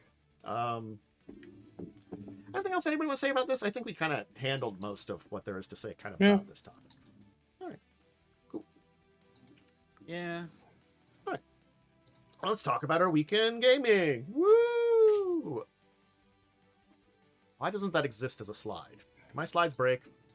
They might have. I'll fix it in the meantime while people talk about our weekend gaming. Shoot. I can fix that. So Yeah. Well, we did not have Joe's game. Yes. Did you do anything on Sunday, Momo? No, I didn't do anything on Sunday. Okay. But you did do stuff on Monday. I did. Did my game. Basically they finished up a dungeon. One character who doesn't, like, he's a vampire, but he doesn't know anything about his family, has encountered his potential sibling in the vampire dungeon burning, like, kind of like looking for documents and stuff. Very suspicious. I may have forgotten what I was going to name her originally, and then I let Cell decide, and her name is now Claudia because Cell's character's name is Claude. Okay. My coworker's name is Claudia. So their parents are very unoriginal. Look, I faced that earlier this week. We had an NPC that I'm like, did I give you a name on? And I'm like, we might have. And I looked at my notes and I'm like, I have a name here, but I did not make notes of who this was. All right, I'm just making a name derived on this. So if it's the same NPC, great. It's close enough. But if it's a different one, they just sound similar names. So true. Tuesday. They previously discovered that our elf character, whose River is playing, parents had died pre-game, as was written in the backstory, and the vampires that are opposing them definitely 100% found those bodies and made them into zombies that then the party had to fight. Very depressing stuff. So that was finally dealt with. I wanted to make a note. A vampire who has no knowledge about her family. Man, that sounds a lot like the character you played in Dampier, who doesn't. Which game? Right. The Crimson Queen. Oh. So Cell has very original character ideas. Yeah. Yeah. Cell wasn't in that game, so he wouldn't have known that character. He was. Anyways. He actually. Well, he was in it for like a session. Yeah. Yeah. And he had to drop because of work. Character's name? It started with an I. Ivona. Ivona. Thank you. I remember the first letter, but that was all I got to. And then they dealt with the vampire commanding the current undead army that was attacking the city they were defending, and perhaps learn that not all vampires are willing participants in this war, and some are perhaps being controlled by some kind of powerful entity. The not all things you think are evil storyline. Now, granted, they are still really evil, because she did have her like control broken for a little bit, and did admit to, well, I was fine with it when it was subjugation, but when our leader decided that it was genocide, that was a step too far.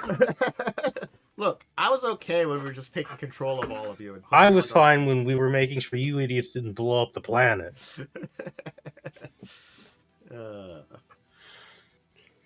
Yeah, so that's basically, they resolved that arc, and now they're going to go, because they were invited to go speak with the leader of Havoc about the basically, hey, the undead threat's becoming a real problem down here. I mean, flashbacks, Havoc. Flashbacks. Also, Lightning's character's patron god wants to talk to the party because there's 100% a celestial force coming to. A celestial force that has seen what's going on in the planet is like, maybe we should just kill them all and deal with it. What? I'm sorry, that planet has gone through so much shit, man. Yeah. I just remember when I was a isekai halfling in school. Yeah, so like You know? to give wider context, what's basically going on in that game is the result of what Lightning did in his game, which was 100% not on that planet, by the way. We went to that planet in the last 5 sessions to pursue a demon. And basically what happened is that planet doesn't have protection of God, but there was a device hiding it from the existing astral sea. Joe blew it up. Thanks, Joe. So Joe's character probably doomed that planet accidentally. Thanks, Joe. Well, I'll always say that planet's not having a great time right now. At least Perrin will probably survive. He'll just get isekai'd again.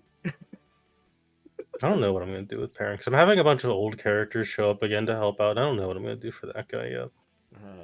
I feel like he just travels to random dimensions and exists in them and has a bad time wherever he goes. Yeah, basically, once again, hey, Torvelia is on fire, but this time it's not the elf's fault. Yeah. Anything on Tuesday? Had my Pathfinder game where we've explored the worst dungeon I've experienced in Pathfinder because it's an entirely underwater dungeon. Oh, boy. Like, I'm not gonna lie. At least in Buccaneers, it's not like the cave, which was partially underwater. This is entirely underwater. Well, wasn't there like in Buccaneers like an actual kind of like underwater dungeon we sort of? There was. It was the fish cave, but that was at like level 8. Yeah, and we could cast water breathing. You could cast water breathing, and you kind of knew there was going to be like possible water breathing. For this, we had to go and buy water breathing potions. The game didn't give us them. We had to go buy them. We had to buy those and a wand of water breathing, which the game doesn't give you. Wow. It's full of fishmen. They suck. The funny thing is, the adventure did think about this. It gave 2 items. It gave a ring of swimming and a cloak of the manta ray. So I'm currently a paladin wearing a cloak of the manta ray, which is canonically, as from a joke from one of our good friends in the game, it is a manta ray with a very long locks of golden blonde hair, like Fabio hair, because that's what my paladin has as a haircut. Oh, because you transform into manta ray with Fabio. Because you turn into a manta ray, so it's just a manta ray, but it has my character's hair. Look, I can't wear a cloak of the manta ray anymore because I'll always remember I wore one and transformed into a manta ray, and I was like looking up what I got, and I was like, "Oh, I get a tail attack. No one's gonna attack my ass when I'm a manta ray." True. That's the line I said, and it's like we found some sea elves being held prisoner down there for some reason. I'm not sure how that fits into the adventure. But yeah, I don't know if it was because I was tired that day, but these sea elves had a bad time, and when they saw a manta ray around the corner and be like, "What is that?" My first response was like, "Oh, we're here to save you. By the way, I'm not a manta ray." I am not a manta ray. I only appear as one. This dungeon's so... Also, there was a locked door that required 3 consecutive DC 30 disabled device checks to open. Mm-hmm. This is a weird dungeon. I don't know why I don't understand why this water portion exists. Like, at very least in, like, Skulls and Shackles, it's a pirate game. Water sections make sense, you know. I mean, the logic is, I guess, we're on a coastal city. Because Kintargo is a coastal city, but there's no reason to have this here. We did find out, though, in Skulls and Shackles, we did underwater combat completely wrong. I'm sure. Because the way it's supposed to work is if you can walk on the bottom, you don't actually suffer any penalties. I missed that. Yeah, it's buried in the rules. Makes sense then that it's buried, unfortunately. Yeah, it's that's made it more bearable. The fact that we have water breathing, so our caster can actually do stuff, is nice. But it just feels like a very out of place portion of this book. Well, that Trail, sounds like all of them have it. Also, we found like at least 30,000 gold coins in this dungeon already, because all of the wealth for book 2 is in this dungeon. Jesus. All right then.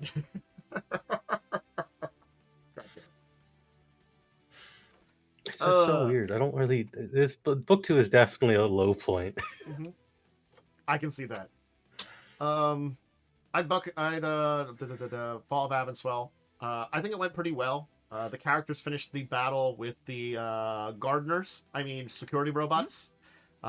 They got a flying vessel, which basically is a insect level construct, insect level intelligence construct that changes into a dragonfly that you kind of like use magic to meld your mind with, you know, so like you like take control of it.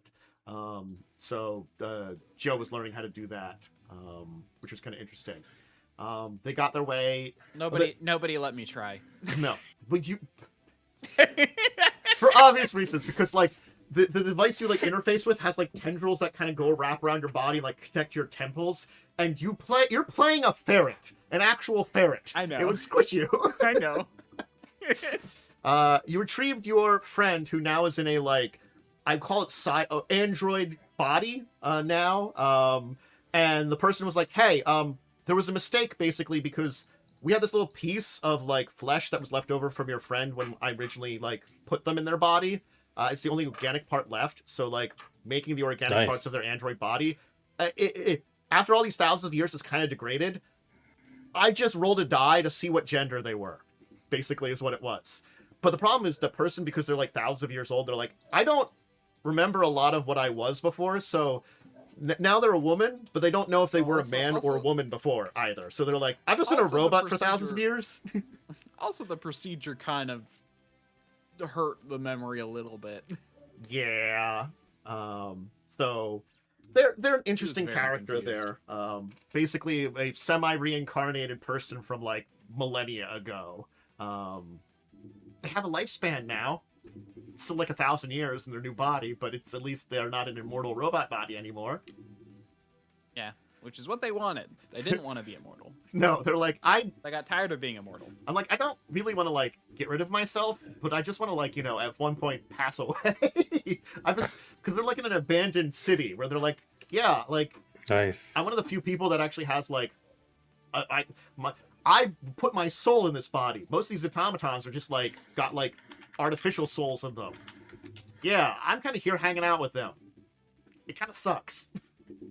But they made their way into the tower, where they met like a giant construct that had an angel in it powering it, who they managed to pass by, and basically got to the core of what they are getting to, where the dragon they met at an earlier session is basically hanging out waiting like, sup. So you should show up here.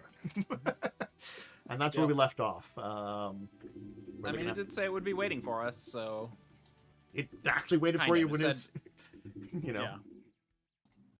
Yeah. You guys pointed out and were like, we have to get up there. And it's like, okay, I'll wait for you where you're most likely going to show up then. Yep. So we'll see how that goes. But it's an interesting little end of here of the thing, because again, like we're going to the back end of the entire thing, and you know, I have enjoyed the entire sessions there. It's been some very interesting kind of storytelling. So yeah. Anybody do anything on Thursday? Thursday, I did not do much. I don't think I did anything else this week tabletop related. So Thursday and Friday were clear for me. Well, Friday I was gaming with, you know, Worm and Blaze. So did you do anything tabletop-y on Friday, Momo? I went to a little Magic the Gathering draft for Avatar, and it was fine. It's fine? Okay. The mechanics are enjoyable. That's good.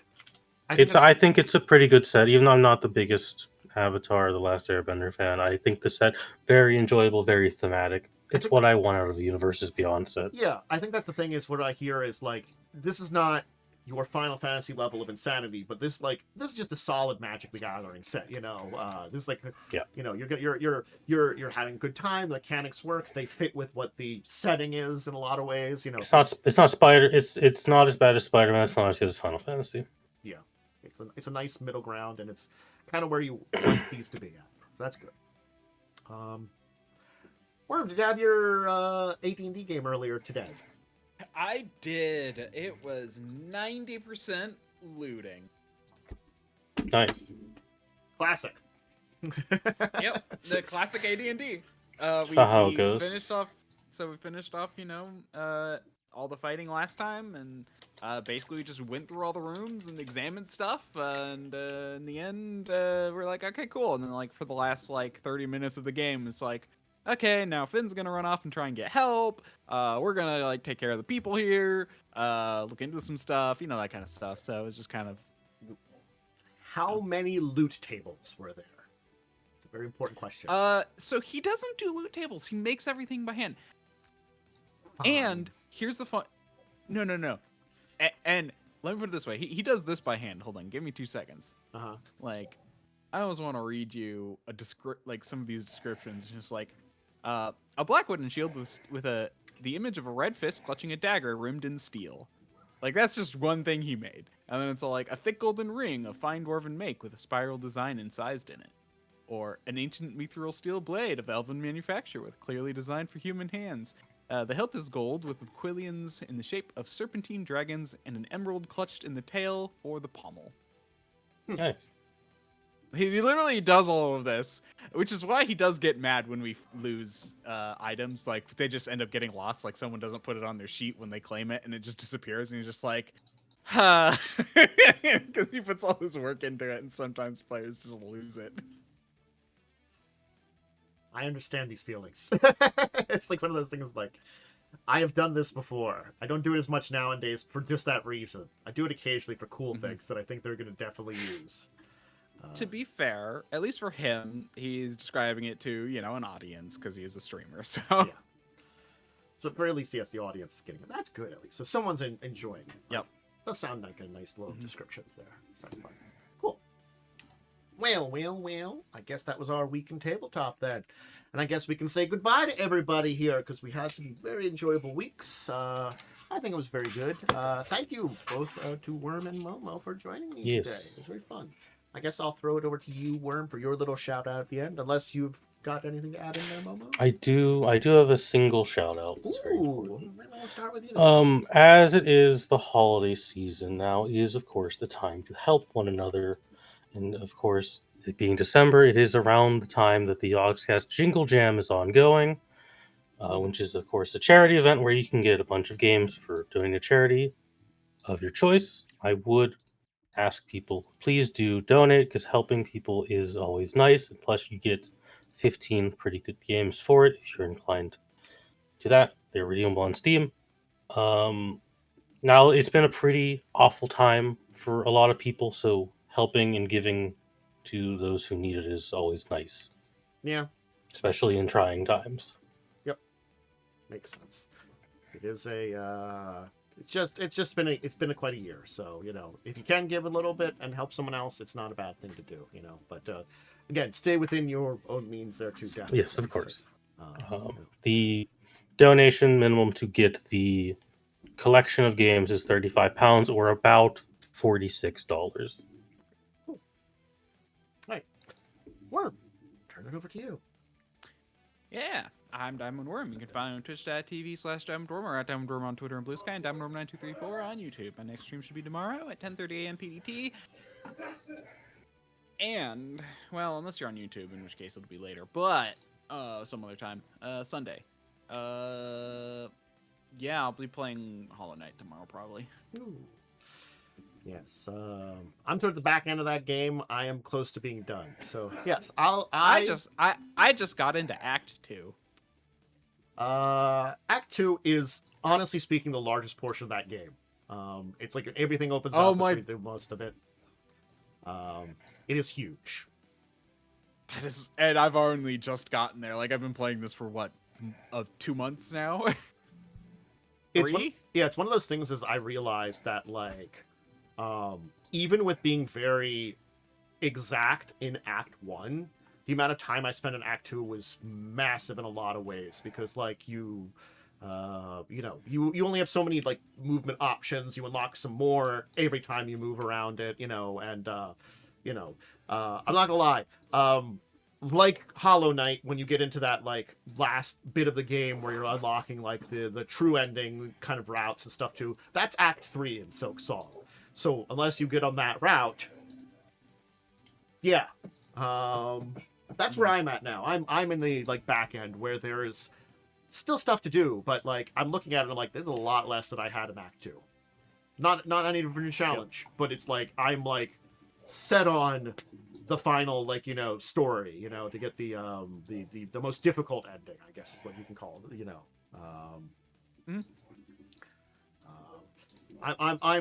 I'm going down, and maybe I don't think there kind of is an equivalent to the Path of Pain, but not really. So I'm like something like that, like going to the White Palace and stuff in the original Hollow Knight. I'm on that quest. But I'll probably do that on Tuesday some more myself. So I'll probably be finishing up this month. Expect some more tabletop videos to be recorded on the normal days. Fall of Avonswell on Wednesday, of course. Check that out. And I might add some other games in. I have been thinking about maybe on Friday I will dive into another run of Parasite Eve. I like playing it in the Christmas time because Parasite Eve is a Christmas movie. It's a Christmas game, just like Die Hard's a Christmas movie. Yeah. So I usually play it during the Christmas season, so maybe I'll start it this week. We'll see. But yeah. All right, everybody. Hope you have a great rest of your weekend, and check us out at the various places. And until the next time we hang out and chat a little bit, I'll say goodbye to everyone. So farewell, goodbye, and maybe an Alvida's aim in there. Maybe. I'm not gonna sing it though, because no song of music for me.